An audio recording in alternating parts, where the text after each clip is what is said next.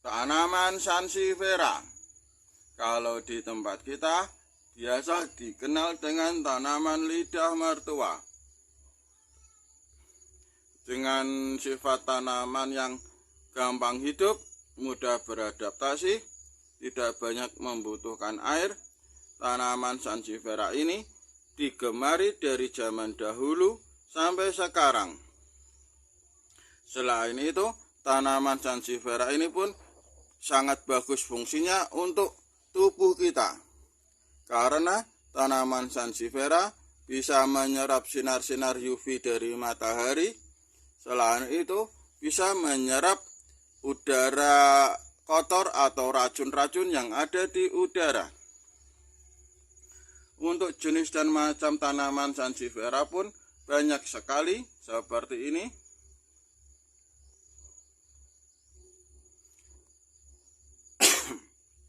Dan kenapa tanaman sansevieria kalau ditanam di lahan itu lebih subur daripada ditanam di pot?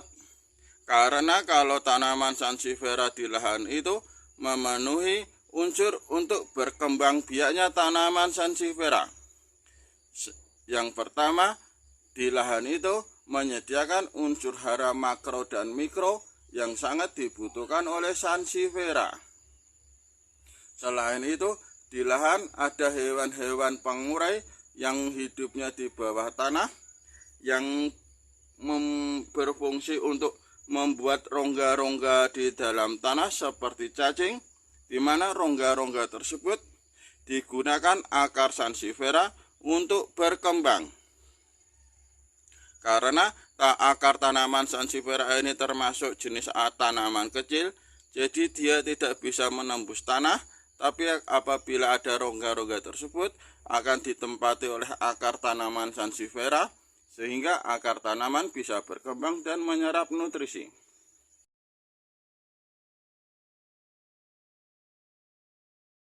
Tapi jangan khawatir, di sini akan saya tampilkan media tanam yang saya pakai, yang fungsinya atau sifatnya itu hampir menyerupai dengan yang ada di lahan. Yang pertama, mengandung unsur hara makro dan mikro untuk tanaman. Di sini saya menggunakan dua jenis, yaitu dedaunan kering dan tanah kompos. Di sini dedaunan kering yang saya pakai adalah daun bambu, tapi apabila di tempat kawan-kawan tidak ada daun bambu, bisa menggunakan dedaunan kering yang lain. Fungsi dari dedaunan ini adalah mengandung unsur nitrogen dan fosfor, di mana fungsi nitrogen itu sangat bagus untuk daun tanaman dan fungsi fosfor untuk akar tanaman. Dan sebagai untuk nutrisi tambahannya kita pakai kompos kering. Kenapa saya memakai dua jenis ini, baik daun bambu maupun kompos kering?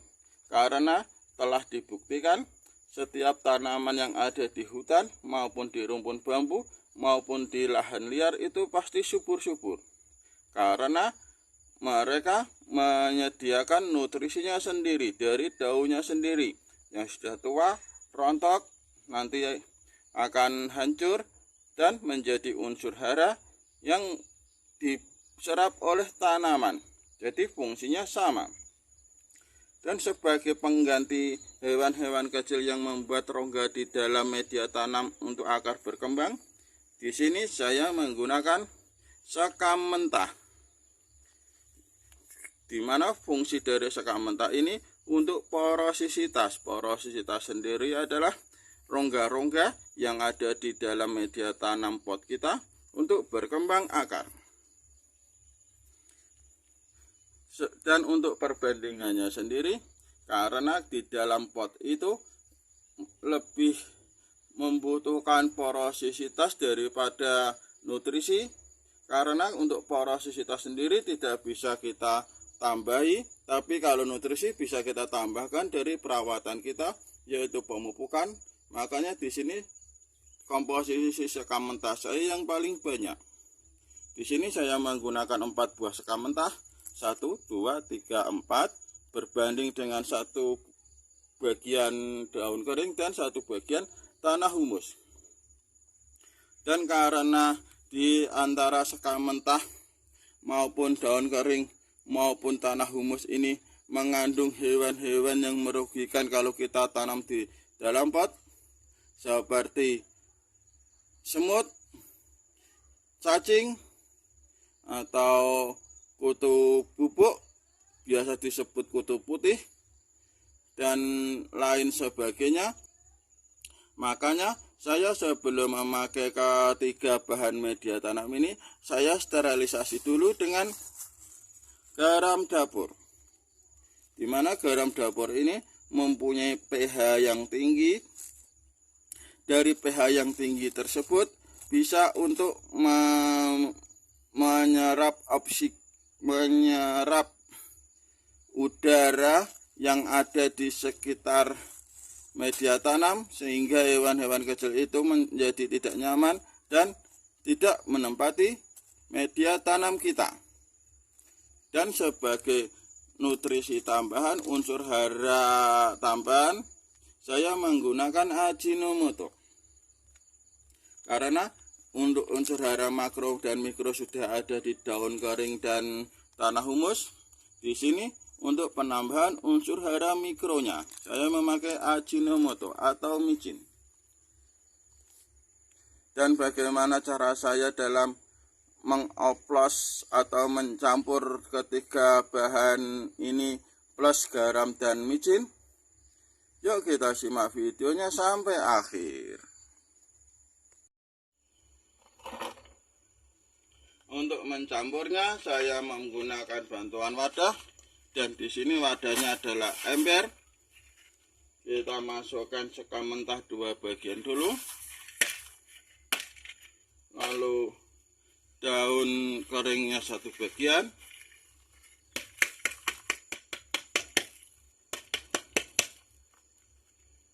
dan tanah humus 1 bagian.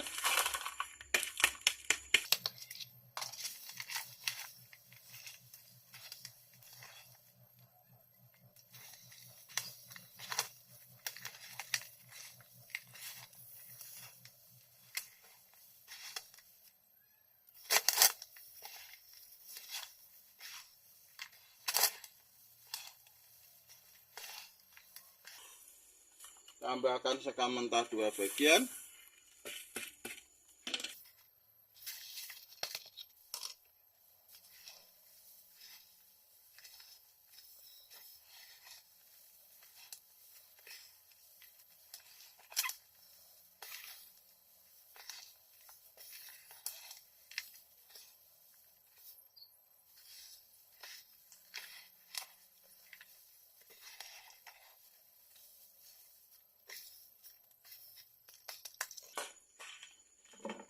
Ambil embernya untuk perendaman, dimana fungsinya untuk penggunaan garam dan micin tadi.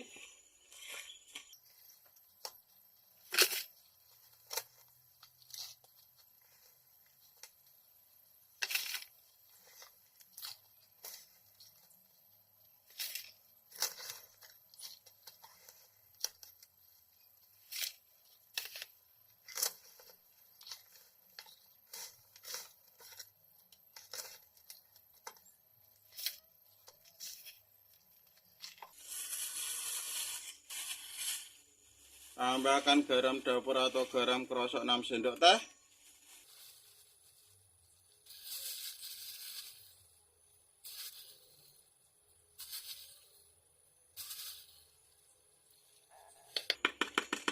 Dan micin atau Ajinomoto 3 sendok teh.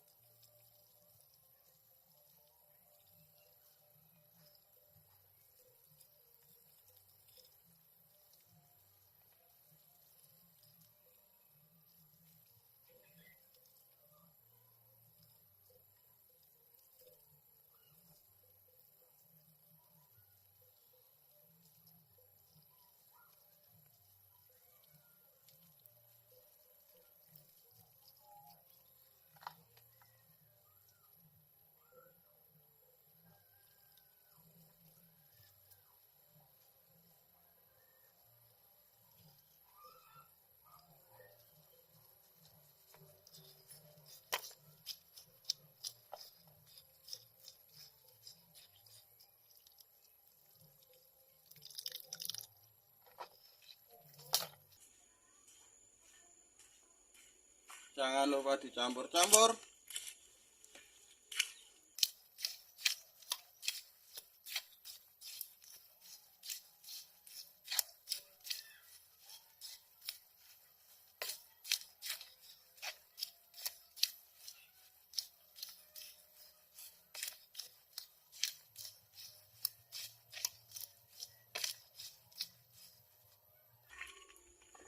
Dan karena kita menggunakan sistem anaerob atau tanpa udara, kita tutup rapat dengan plastik.